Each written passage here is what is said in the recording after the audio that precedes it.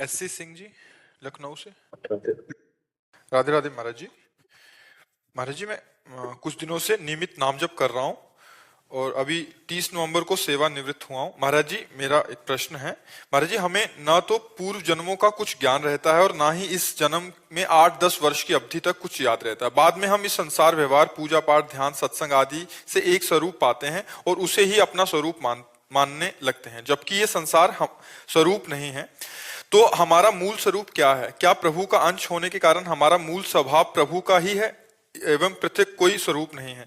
परंतु भगवत दर्शन होने तक हम एक काल्पनिक स्वरूप बना लेते हैं। आप कहते हैं कि हम मन काल्पनिक और भावनात्मक में अंतर। काल्पनिक सांसारिक बात होती है और भावात्मक भागवतिक होती है। हम भावात्मक स्वरूप करते हैं, हम भाव करते हैं, कल्पना नहीं।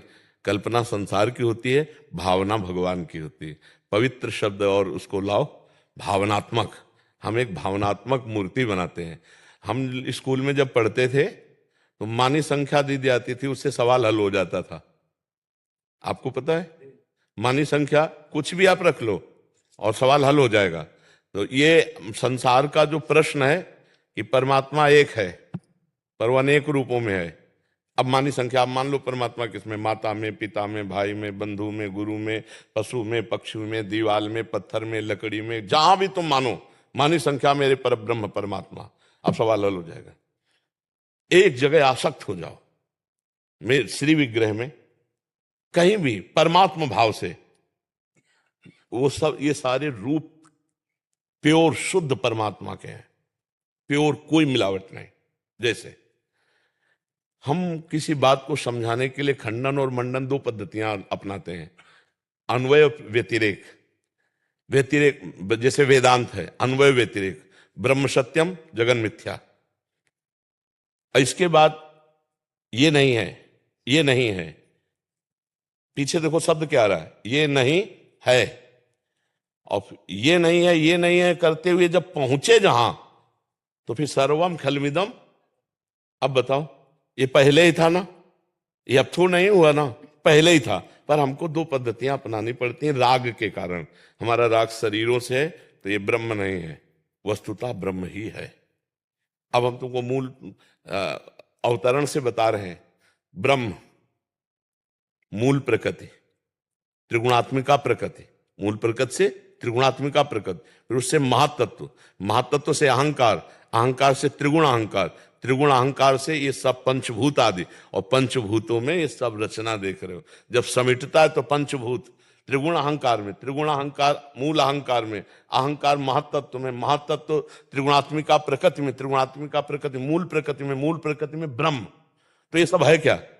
वही तो परिवर्तित होता रूप में, रूपांतरण होता चला रहा है। तो सर्वम वासुदेवा सर्वम।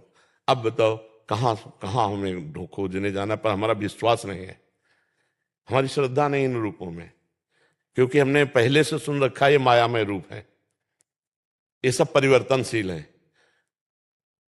तो अंदर जब हम अपने आप को ढूंढ नहीं पाए, कैसे साल हो गए आपको शरीर में रहते हुए? 61 वर्ष में 1 सेकंड भी आप अपने से नहीं मिले। हाँ, इसकी खोज ही नहीं की आपने। रुपया की खोज की, पद की खोज की, प्रतिष्ठा की, दुल्हन की, बच्चा की, सम्मान ले। सच्ची मानिएगा, आपने कभी व्याकुल होकर खोज ही नहीं की अपनी। अब अपनी खोज ना होने के कारण हम परमात्मा की खोज की तरफ कदम बढ़ाएं, तो ये ऐसा खेल है कि बीच में शीशा रखा है, जैसे दो दिखाई दे रहा है, एक मैं और एक ये, और शीशा हटाओ तो केवल मैं। गीता गायक भगवान श्री कृष्ण कह रहे हैं, जब सृष्टि नहीं थी तो मैं था, जब सृष्टि नहीं रहेगी तो मैं ही रहूंगा, तो बीच में मैं ही मैं हूं। तो ये अंतःकरण चतुष्टय जो है, परिचय जानते हो? मन बुद्धि चित्त अहंकार, अंतःकरण ये दर्पण की भांति है। इसी में आत्मस्वरूप का प्रतिबिंब पड़ते हुए जो मैं है, वही हमें फंसाए हुए है, वही हमें फंसाए हुए कि मैं स्त्री, मैं पुरुष, मैं ये। इसी मैं को मिटा दे, दर्पण हटा, तो शुद्ध मैं जो है वो ब्रह्म स्वरूप है। उसमें और परमात्मा में अंतर नहीं है। ब्रह्मविद ब्रह्म भवति। तो अगर ब्रह्म नहीं होता तो क्या किसी क्रिया से ब्रह्म बन जाएगा? गोस्वामी जी कह रहे जानत तुम्हें तुम्हें हो जाए, तो पहले से ही वही था, उसमें कोई परिवर्तन होता क्या? आत्मस्वरूप अपरिवर्तनशील है, वो चैतन्य घन है, वो एक रस है, वो चिदानंद है। बस ये बात है, वो जो है तत्त्वमसि, तत्त्वम असि, वही तुम हो। पर ये सवाल हल नहीं हुआ। अभी सवाल हल नहीं हुआ, अभी साधना करनी पड़ेगी। इसीलिए साधना करनी पड़ेगी, खूब संसार के चिंतन को छोड़कर भगवत चिंतन परायण रहो। कोई नाम ले लो गुरु से, कोई रूप ले लो भगवान का, तो मानी संख्या नाम रूप से सबका स्वरूप निराकार है। आपका कोई आकार थोड़ी है। आप जिस आकार को मानते हैं आप वही हो जाते हैं। नहीं, आपका कोई आकार नहीं है, आपका कोई आकार नहीं है। आप जो आकार दें, जैसे भक्ति में भी है तो सखा भाव, वात्सल्य भाव, शब्द समझना, ये क्या है? भाव है ना। तो जो भाव आरोपित करोगे आपका आत्मा वही हो जाएगा। आपने आरोपित किया कि मैं सखा हूं भगवान का, तो आत्मस्वरूप सखा हो गया। आपने आरोपित किया मैं दास हूं, तो दास हो जाएगा। आप आरोपित करो मैं वही हूं, तो वही हुए। आप जो चिंतन करेंगे, और कोई चिंतन नहीं करेंगे तो जो है वो परमात्मा ही है। अब चिंतन करना सहज है हमारे लिए, अचिंत्य होना बड़ा कठिन है। अब देखो, चिंतन रहित होना बड़ा कठिन है, इसीलिए हम इसको चिंतन में फंसाते हैं। भगवान के नाम रूप लीला धाम शास्त्र आज्ञा में तो धीरे धीरे चिंतन करते करते जब ये पवित्र होंगे तो अचिंत हो जाएंगे। मन बुद्धि जब तक मलिन तब तक चिंतन है, असत चिंतन के, हाँ सत चिंतन। और जब वो मैं बचता है तो ना असत होता है ना सत होता है, ना असत होता है ना सत होता, कोई चिंतन। महाराज, मेरा जो प्रश्न आगे भी था जी, जैसे मृत्यु के बाद आदमी का शून्य हो जाता है या उसका जो एक भाव है वो बना रहता है, कुछ जो सच्ची?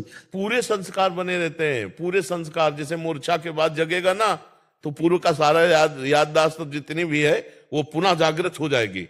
ऐसे ही हमारे जितने संस्कार कर्म है वो जागृत हो जाएंगे। केवल ये हमें याद नहीं रहेगा कि हम पूर्व में किसके यहाँ थे और मनुष्य थे। पूरी आदतें, ये नहीं याद रहे, हाँ, पूरी आदतें और पूरे कर्म शुभ अशुभ उसके संस्कार में रहेंगे, ये रहेंगे। वो बस उसको ये स्मृति नष्ट हो। जैसे ऐसी जन्म की हमें स्मृति नहीं, माँ के गर्भ में हम थे 9 महीने, क्या स्मृति है क्या? ये बहुत छोटी स्मृति अपनी देख लो इसी जन्म में, कि हमारी माँ की स्मृति नहीं है कि हम माँ के गर्भ में कैसे कष्ट सह रहे थे। तो हम पूर्व जन्म की बातें क्या जाने। ये बड़ी कृपा है, भगवान ने जो विस्मरण करा दिया। अगर वो सब याद रहता तो हम डिप्रेशन में होते, कभी उबर नहीं पाते, नहीं उबर पाते। भगवान ने बड़ी कृपा की। परसों क्या खाया आपने, तो आपने याद करना पड़ेगा परसों की बात। बड़ी कृपा की जो विस्मृति करवा रहे हैं, पर इतनी कृपा कर दे कि अपनी विस्मृति न करवावे, अपनी स्मृति करवा दे तो सब बात बन जाए। महाराज जी कहते हैं कि मनुष्य जन्म जी और मुमुक्षुत्व जी, और आप जैसे सत्संग की प्राप्ति, हाँ, ये तीनों दुर्लभ है। हाँ, अब जब ये मिल गए हैं, हाँ, तो अब अपना काम बना लो। ध्रुवदास जी महाराज कह रहे, बार बार तो बनत नहीं या संजोग अनूप, मानुष तन वृंदा विपिन रसिकन संग विरूप। रसिक महापुरुषों का संग, भगवद उपासना का रंग, इतना बढ़िया अवसर मिल गया। आप एक क्षण भी नाम न छोड़ो, आपको अपने स्वरूप का भी बोध हो जाएगा, प्रेम हो जाएगा, जो चाहोगे प्राप्त हो जाएगा। नाम पकड़ लो। हम आपको कह रहे हैं ज्ञान मार्ग, योग मार्ग, कर्म कांड, भक्ति, सबसे हम गुजरते हुए आए हैं। क्योंकि ब्राह्मण के घर जन्म हुआ था तो नैष्ठिक ब्रह्मचर्य कर्मकांड का पूरा बचपन से, गायत्री अनुष्ठान आदि, बलिवैश्य देव आदि, पितृ तर्पण आदि, ये सब। अब इसके बाद सन्यास, ज्ञान मार्ग, तो ज्ञान और योग प्रधान होता है, ज्ञान में योग प्रधान होता है, वो दोनों का। और इसके बाद ये महाप्रेम रस, वृंदावन नित्य विहार रस। इसलिए आखिरी तुम्हें बात बताते हैं, नाम, नाम का सहारा ले लो, सब ज्ञान प्राप्त हो जाएगा। जो राम राम नहीं कह पाते थे, मरा मरा बोलते थे, वो ब्रह्म ज्ञानी हो गए और वाल्मीकि रामायण की रचना की। आप नाम पे, और नाम नहीं है तो अटकल लगाने से ब्रह्म बोध नहीं होगा। ये नाम के द्वारा गति प्राप्त होती है, जब हृदय में एकदम कोई आकांक्षा नहीं, विनिवृत्त कामा, और अद्भुत आनंद, तो उसी आनंद में अपने स्वरूप का बोध होता है। अपने को द्वारा, अपने स्वरूप, इंद्रियों के द्वारा या मन बुद्धि के द्वारा नहीं होता। स्वरूप बोध अपने आप से अपने आप का होता है। मन बुद्धि की ताकत नहीं है स्वरूप तक पहुंचने की। समझ रहे हैं? खूब नाम जप करो, पहले साधन करो तो साध्य तक पहुंचा जा सकता है। सोमेन रॉय जी यूएसए से। राधे राधे गुरु जी। महाराज जी आपके चरणों में कोटि कोटि प्रणाम। महाराज जी जब किसी की ऐसी स्थिति आए मतलब ब्रह्मबोध की, तो क्या प्रश्न खत्म हो जाते हैं? क्या उसको सब समझ में आ जाता है? प्रभु को पा लिया तो बाकी कुछ जानने की इच्छा नहीं रहती? बिल्कुल। सो कुछ समझ में आ जाता है या कुछ इच्छा नहीं रहता है? जैसे आप छक गए ना, तो आपको अनुभव हो गया ना, अब हम छक गए, फिर आपको भोजन की इच्छा उस समय नहीं हो सकती। तो ये तो प्राकृतिक छकन है, वो सच्चिदानंद में छकन है। जो अपने स्वरूप का बोध हो जाता है तो ब्रह्मभूता प्रसन्नात्मा न शोचति न कांक्षति समः सर्वेषु भूतेषु मद भक्तिम लभते पराम। अखंड प्रसन्नता, पूर्ण निष्कामता, न कोई शोक, न कोई सोच, न कोई चाह, वो एक अलौकिक अनुभव गम्य है ना। तो उसे वाणी के द्वारा हम नहीं बता सकते या कोई नहीं बता सकता। अनिर्वचनीयम प्रेम स्वरूपम, वाणी के द्वारा उसका वर्णन नहीं हो सकता। आनंद का वर्णन तो वाणी के द्वारा विषयानंद का भी नहीं हो सकता। भगवदानंद की तो बात जाने दो। जैसे हम आपको एक मीठा खवाएं, पेड़ा ही खवा दें, कैसा है तो आप कहोगे मीठा है। नहीं, कैसा मीठा है? बहुत अच्छा है। नहीं, कैसा बहुत अच्छा है? तो आपका अगला उत्तर होगा खा के देख लीजिए। इसके बाद इसका उत्तर आप नहीं दे सकते। बहुत अच्छा है इसके बाद आप नहीं दे सकते। तो जब लौकिक आनंद का, प्राकृतिक भोग का वचन के द्वारा प्रमाण नहीं दिया जा सकता, तो भगवदानंद जो ज्ञानानंद, विज्ञानानंद आनंद है, उसको हम कैसे वाणी के द्वारा बताएं? वो क्या भगवान श्री कृष्ण के वचन है, ब्रह्मभूता प्रसन्नात्मा, अद्भुत प्रसन्नता, न सोचति न कांक्षति, ना कोई चाह ना कोई सोच। कैसी अद्भुत स्थिति होगी सोचो, जब हमारे अंदर कोई कामना नहीं होगी, कोई चाह नहीं होगी, कोई भय नहीं, कोई चिंता नहीं, कोई शोक नहीं, अखंड प्रसन्नता। यही हमारा स्वरूप है। यही ब्रह्मबोध संपन्न महापुरुष की स्थिति होती है। और भक्ति में अपने प्रभु अपने साथ होते हैं, जिनको ज्ञानी लोग ब्रह्म कहते हैं, योगी लोग परमात्मा कहते हैं, भक्त लोग भगवान कहते हैं। वो प्रभु हमारे हृदय में, हमारे नेत्र में, हमारी बुद्धि में, हमारे मन में समा जाते हैं। पीर मूरति नैनन बसे तेहि रस राहे समाए, ये लक्षण सुनि प्रेम के और न कछु सुहाए, और न कछु सुहाए शब्द पर देखिए, फिर अपने रस मातो। अपने कौन? आत्मस्वरूप या प्रभु, जो भी कहो, अपने रस मातो। कुटुम देहते जाए छूट सब ही विधि नातो। बस वो बावरापन प्रेम की उन्मत्त अवस्था, जहां जहां पीर की बात सुने खोजत तिन गैनन। कौन मुझे अध्यात्म की बात सुना दे, शुद्ध प्रिया प्रीतम की बात कौन सुना दे। पूरा हित धू छिन छिन ले प्रेम जल भरी भरी नैनन। थोड़ी थोड़ी देर में आनंदस्व प्रवाहित करता हुआ वो प्रेम की उमगन में, न लाज तीन लोकन की, न वेद को कहो करे, न शंख भूत प्रेत की, न देव जच्छते डरे, सुने न कान और की, दृश्य न और इच्छना। ऐसी प्रेम भक्ति जागृत होती है। जो योगी होता है वो अपने प्राणों का संयमन करके ऊर्ध्व भावना, परमात्मा भावना में, जैसे गाढ़ निद्रा, ऐसे जागृत अवस्था में शून्य रहता है। गाढ़ निद्रा में कोई चिंतन नहीं, पर बेशुद्ध अवस्था होती है। वो शुद्ध में रहते हुए भी गाढ़ निद्रा की तरह रहता है, परमात्मा स्थित। तो योगी की भी वही स्थिति, शून्य, कोई चिंतन नहीं। ज्ञानी की भी यही स्थिति, कोई चिंतन नहीं। और प्रभु के सिवा कोई चिंतन नहीं, सोई भक्त। ये चरम अवस्था की स्थिति है। यहाँ न कुछ जानना है न पाना है, यहाँ न कुछ बाकी रह गया और न कुछ पूर्ण हुआ है। पूर्ण भी नहीं है और कुछ बाकी भी नहीं है। तो सृष्टि की जो रहस्य है वो समझ में आ सकता है? सृष्टि का रहस्य उसको समझ आ जाता है क्या? वही तो सृष्टि बना हुआ था, और कौन था? ये सृष्टि क्या है? एक ही परमात्मा तो है ना, एक हम बहुश्यामा। ये हमारा ही तो संकल्प है। संकल्प समेट लो तो कुछ नहीं है। ज्ञानी ऐसे योगी और भक्त इष्टाकार। यहाँ भी इष्ट है, यहाँ भी इष्ट है, सब जगह हमारा प्रीतम है। सिय राम में सब जग जानी। सृष्टि में और कुछ नहीं है, न स्त्री है, न पुरुष है, न जड़ है, न चैतन्य है। एक परमात्मा है। जगन नाटक वैभवा। जैसे सिनेमा के पर्दे के अंदर कुछ नहीं है, पीछे से फोकस पड़ रहा है तो स्त्री पुरुष सब दिखाई दे रहा, ग्राम नगर सब कुछ, पर्दे में कुछ नहीं है। समझ लेना, ऐसे ही सृष्टि में कुछ नहीं, एक परमात्मा ही ये ग्राम नगर स्त्री पुरुष बना हुआ है। बस जहां से फोकस पड़ रहा है वहां दृष्टि पहुंच जाए। सब कर परम प्रकाशक जोई परमात्मा। अब ये कैसे समझ में आएगा? हमारी बहिर्मुख दृष्टि की स्त्री नहीं है, पुरुष नहीं है। नहीं, ये तो पोशाक है। थोड़ी देर के लिए तुम स्त्री की पोशाक पहन लो तो तुम स्त्री थोड़ी हो जाओगे, थोड़ी देर के लिए पुरुष की पोशाक पहन लेने पर पुरुष थोड़ी हो जाओगे। तो ये थोड़ी देर है, मतलब 100 वर्ष 80 वर्ष, ये थोड़ी देर है। ब्रह्मा की दृष्टि में उनको एक ऐसे किया कमल की पंखुड़ी में, तो यहाँ का 1 वर्ष हो गया। तो आप सोचो कितनी आयु हमारी है। तो इतनी आयु के लिए धोखे का भेष है ये स्त्री पुरुष। लेकिन हो कौन आप? बस यही जान लो तो जीवन मुक्त हो जाओगे। आप परमात्मा स्वरूप हो, कोई और दूसरे नहीं है। जीव भगवत स्वरूप है।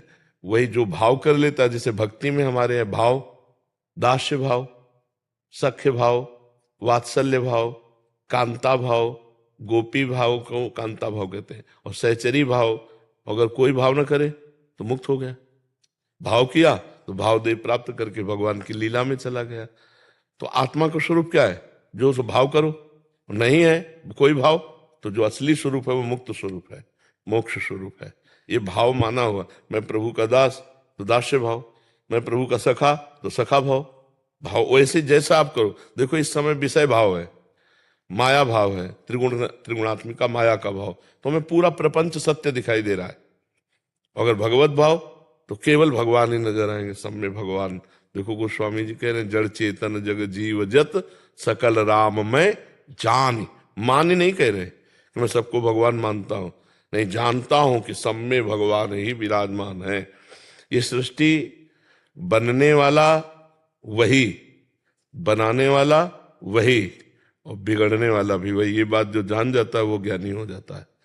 सृष्टि जिसने बनाई वही बना सृष्टि, और जो बना वही बिगड़ करके अपने स्वरूप में आ गया। कुछ नहीं यहाँ है। आप देखो ना, सब जितने घड़े हैं ये, इनमें प्रतिबिंब जो पड़ रहा है एक ही। जैसे 1000 घड़े रख दे तो 1000 सूर्य नजर आएंगे ना प्रतिबिंब में, लेकिन सूर्य तो एक है ना।